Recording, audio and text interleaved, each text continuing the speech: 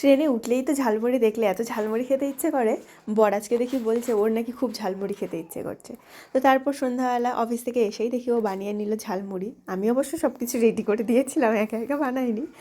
এখন ছেলে বলছে আমাকে ঝালমুড়ির মতো ঠোঙা বানিয়ে দিতে হবে। তো বাবা ওরকমভাবে ঠোঙা বানিয়ে দিয়েছে, এখন ওটার মধ্যে নিয়ে খাচ্ছে। তবে এত ঝাল হয়েছে, মারাত্মক ঝাল। আর আমার জানো তো ঘুম থেকে ওঠার পর থেকে এত অ্যাসিডিটি হয়ে গেছে, আমার তো একদমই ইচ্ছে করছে না।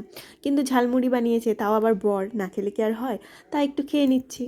আচারটাও বসিয়ে আসলাম, হতে তো অনেকটা টাইম লাগবে। এইদিকে এখন আমি ছেলেকে পড়িয়ে নেব, এরপর আবার রাতে রান্নাবান্না আছে। এবছরে ফার্স্ট টাইম আজকেই বানাচ্ছি বাড়ি থেকে আসার পর। কুলের আচার খেতে আমি বরাবরই ছোটোবেলা থেকে খুবই পছন্দ করি। আগে টক আরও বেশি খেতাম, এখন মানে ওই খাওয়া হয় না সেরকমটা, একা একা আসলে খেতে ইচ্ছে করে না। কেউ বানিয়ে টানিয়ে দিলে তখন আমার খুব খেতে ইচ্ছে করে।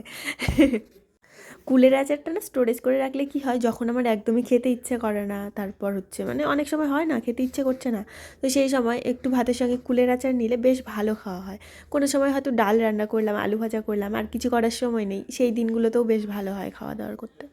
মুড়ি খেয়ে ছেলেকে বইটই পড়িয়ে আমি দেখো এসে ঘুগনি বানিয়ে নিলাম, আর এখন রুটি করে নিচ্ছি। গরম গরম রুটি আর ঘুগনি আজকে রাতের ডিনার আমাদের।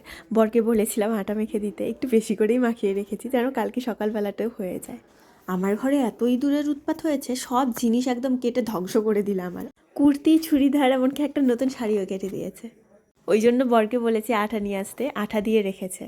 আর এখন ওদেরকে বসিয়ে দিয়েছি খাবার খেতে। আমি বলছি আমি আর খাবো না, একদমই খেতে ইচ্ছে করছে না। তাও বাবানের বাবা দু একবার খাইয়ে দিয়েছে। এই ঘরে এসে দেখি বাবা জীবন ফেঁসে গেছে।